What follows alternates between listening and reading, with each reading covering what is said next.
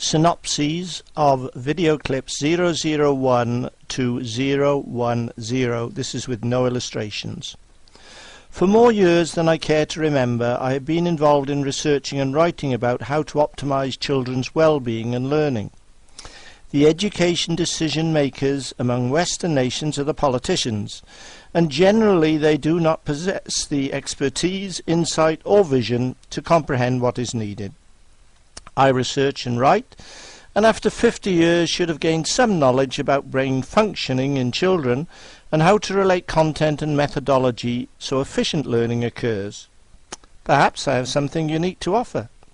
I happen to think so, and according to Schopenhauer, it is commonplace that new ideas are initially ridiculed, then highly resisted, but 50 years later they are obvious to everyone. Perhaps that applies to my work. Earlier this summer I came across a program, VideoScribe, and I decided that it may be one way to share with others something about my work. Writing to politicians, presenting them with research findings, as I have done for decades, turned out to be a total waste of time.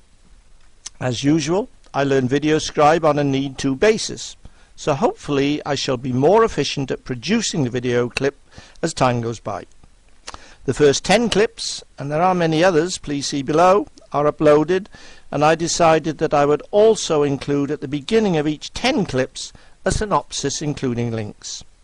001 Introduction URL. It is not difficult to examine and evaluate why students, according to international comparisons, in some countries are highly successful and in other countries are not. One crucial element is the way teachers are treated. The clip briefly describes how teachers treated in successful countries, territories, for example Shanghai, China, Hong Kong, China, Singapore, and countries where test scores are in decline, USA, UK and New Zealand. 002 Introduction continued URL. This continues from previous clip. It describes how there occurs inevitable decline, UK, USA, when teachers are disempowered, and also where they are blamed for the ills of society or its decline. It continues by describing how any efficient teaching process needs to be based on answering 3 questions: why is it taught, what is taught, and how is it taught? To answer the question, why is it taught, we need a theory of child development that would explain in detail the different phases and stages of development. To answer the question, what is taught, we need a detailed curriculum that relates and is synchronized with the theory of child development. It can be a considerable waste of resources if the curriculum does not relate to what is occurring in children's mindsets. Clear examples, however well-intentioned, are NCLB and Common Core. It is crucial that harmonious and balanced hemispheric development occurs. To answer the question, how is it taught, we need a methodology of teaching. It cannot be emphasized enough that Western politicians ignore the above and dictate their education decision-making on ill-thought-out and arbitrary concepts. The consequences are there for all to see. 003 Research findings URL. Teaching needs to be based on research of what works and, perhaps more importantly, what doesn't. Such research clearly indicates how of left and right hemispheric specialization is crucial for optimizing children's well-being and learning. Clip describes how many notable and respected authors appreciate that much of current teaching practice ignores many basic needs of children. It includes references to Carl Sagan, Peter Spink, Daniel Goleman of Emotional Intelligence, Stanley I. Greenspan, The Growth of Mind and the Endangered Origins of Intelligence, T. Berry Brazelton, The Irreducible Needs of Children, What Every Child Must Have to Grow, Learn and Flourish, and Jane Healey, Endangered Minds. Mention should be made of how Healey describes in detail how in order to facilitate learning we need to create lessons that result in the balanced growth regarding the coating of myelin of all related neurotransmitters. Some of the skills deficit of today's school children may have resulted from academic demands that were wrong either in content or in mode of presentation for their level of development. The answer is to give teachers the freedom to practice their craft efficiently, and also the material they need.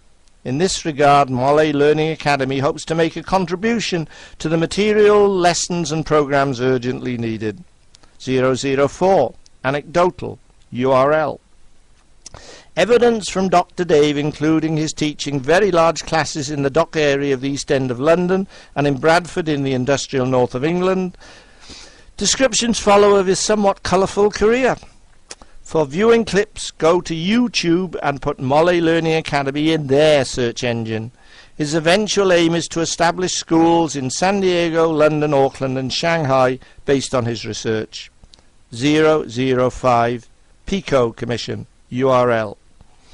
In 1985, Dable was able to make a significant contribution to New Zealand, which resulted in the setting up of the Pico Commission. Its findings were passed into law in 1988 and pre-tertiary education was subsequently restructured. It describes details of the restructuring and how subsequently the New Zealand Ministry of Education fully appreciates that learning patterns can be different.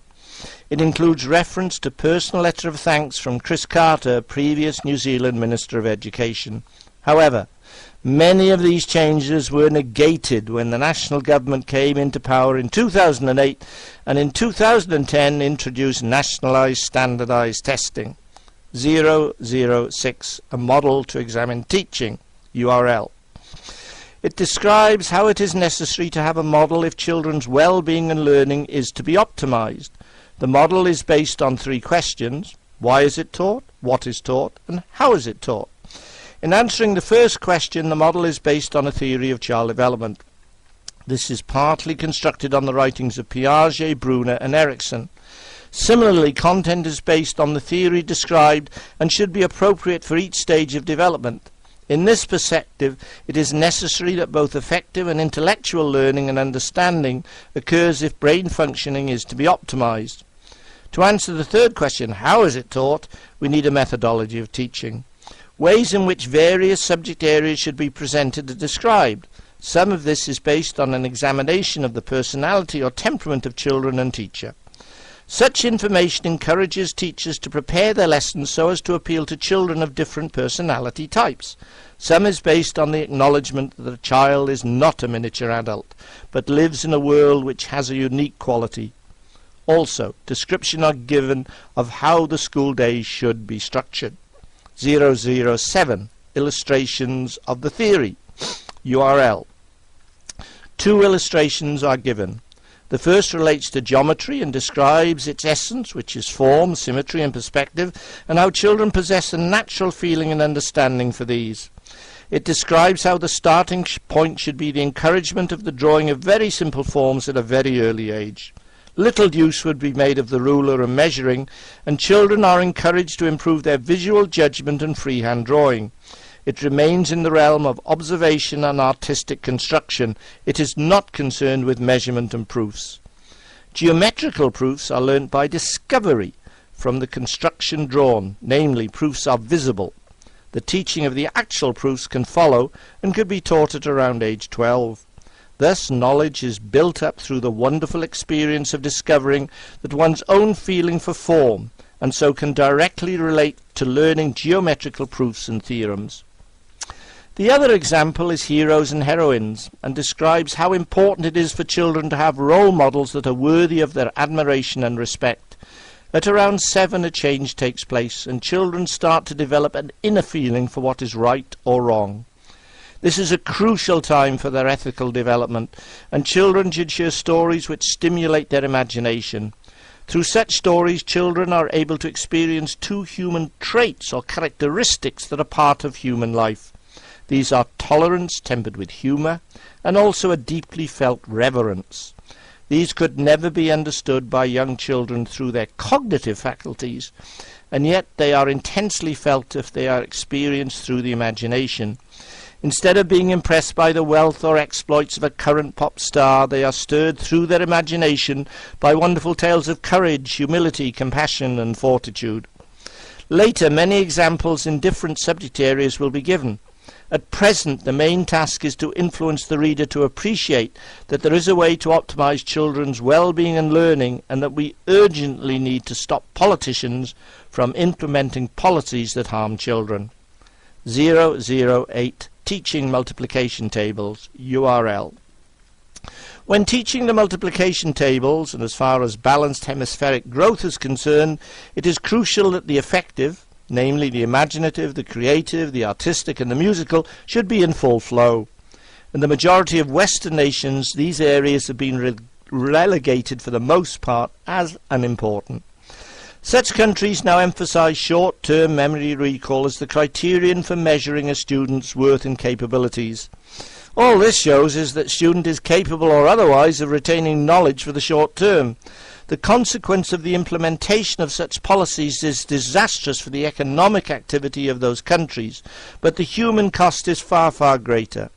The cornerstone of the recommended approach are two attributes. On the one hand, the imagination is stimulated.